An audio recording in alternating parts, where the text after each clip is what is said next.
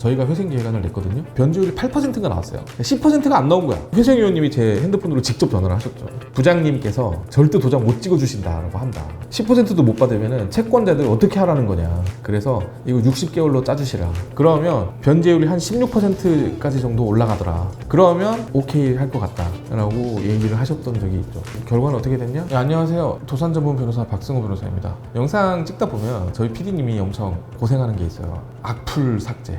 채권자분들이 특히 이제 분노의 댓글을 남기시는 경우들이 계시는데 이해는 합니다. 왜냐하면 제가 채권자여도 좀 화가 날 것 같아요.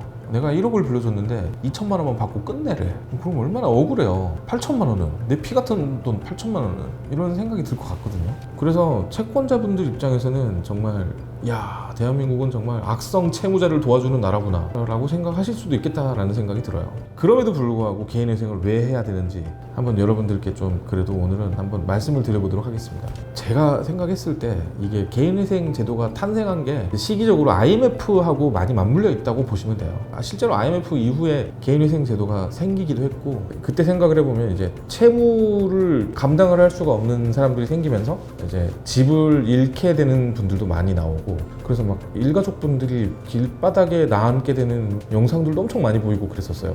근데 문제는 뭐냐면 이제 이런 분들을 구제해주는 절차가 파산 말고는 없었을 거예요.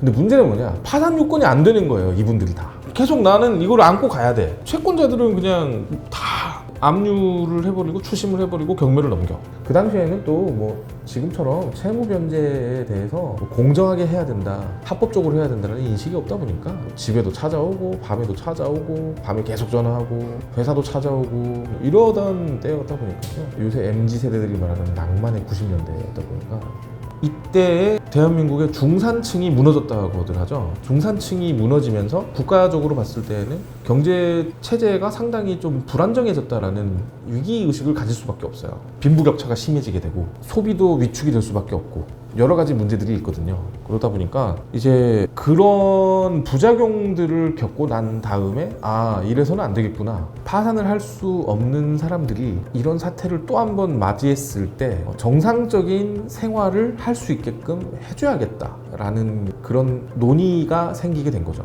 그러니까 이렇게 생각을 하시면 돼요. 사회적으로 봤을 때 집을 잃고 길을 떠돌게 되는 사람들이 늘어나면 늘어날수록 그거는 사회의 마이너스예요. 근데 IMF 때 어떻게 보면 우리나라는 난생 처음 그걸 겪어본 거죠. 그리고 그걸 겪어보고 난 다음에 다시는 이런 일이 일어나게 하면 안 되겠구나라고 해서 만든 제도라고 보시면 될 것 같아요. 채권자분들께서도 뭐 걱정하지 않으셔도 되는 건 뭐냐면 야, 그러면 이거 악용을 하면 어떡해? 이렇게 생각하실 수도 있거든요. 법원에서는 사기회생죄, 사기파산죄라는 거를 다 규율을 하고 있습니다. 그래서 이 사람이 회생을 할 의도가 없는데 일부러 고의로 뭐 회생을 한다라는 판단이 된다거나 채무를 형성하는 과정에서도 뭐 문제가 있다라고 판단이 되면 부인권을 행사한다던가 아니면 뭐 청산가치에 반영을 해가지고 변제율을 올리라고 한다던가 여러 가지 대응을 하고 있습니다. 그렇기 때문에 항상 제가 회생위원 분들하고 통화를 어쩌다가 하게 되면은 법원에서 얘기하는 거는 항상 그거예요. 채권자들을 납득할 수 있는 변제 계획안을 바란다 라는 얘기를 많이 하시더라고요. 제가 이 얘기를 왜 하냐면은 한번 수원회생법원 회생위원님한테 전화를 받았어요. 전화를 딱 띠링 받았는데 저희가 회생계획안을 냈거든요. 이제 사실 그렇잖아요. 이게 뭐 해가지고 했는데 의뢰인 입장에서는 소득에서 최저생계비 뺀 가용소득 나오면 그 금액만큼만 갚고 싶잖아요. 사실은 그 이상 갚으라고 하면 얼마나 싫겠어요. 근데 그렇게 해가지고 이렇게 딱 나왔는데 변제율이 8%가 나왔어요. 10%가 안 나온 거야. 그런데 그 사건이 뭐 개시결정이 안 나고 막 질질 끌리는 거예요. 그래서 이거 왜 안 나오지? 왜 안 나오지? 이랬는데 그 회생위원님이 제 핸드폰으로 직접 전화를 하셨죠. 얘기를 나누는데 회생위원님이 정말 직진을 하셨죠. 저한테 부장님께서 이거 10%가 안 나오기 때문에 절대 도장 못 찍어주신다라고 한다. 10%도 못 받으면 채권자들 어떻게 하라는 거냐. 10%는 넘기라는 게 부장님의 의중이신 것 같은데 그래서 이거 60개월로 짜주시라. 그러면 변제율이 한 16%까지 정도 올라가더라. 그러면 내가 봤을 때는 재판부에서도 좀 오케이 할 것 같다라고 얘기를 하셨던 적이 있죠.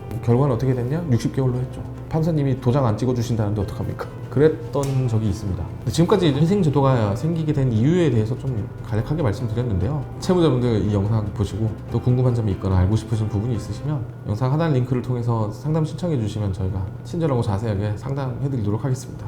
내용이 마음에 드셨다면 좋아요, 구독, 알림 설정 부탁드립니다.